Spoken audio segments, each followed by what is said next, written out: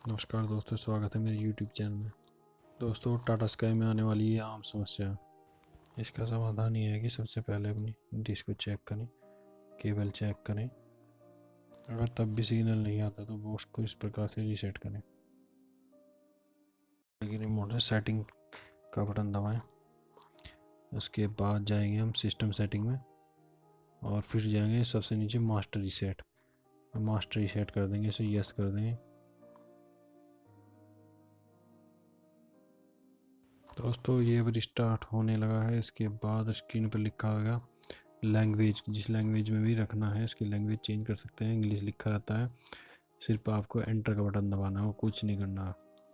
इसमें भी एंटर का बटन दबाओ।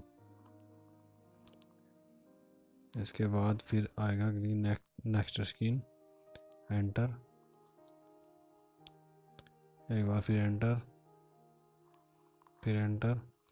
अब इसमें सिग्नल दिखाएगा, अगर केबल और छतरी सही है तो सिग्नल दिखाएगा। उसके बाद नेक्स्ट स्क्रीन, फिर एक बार एंटर करेंगे तो चैनल चल जाएंगे।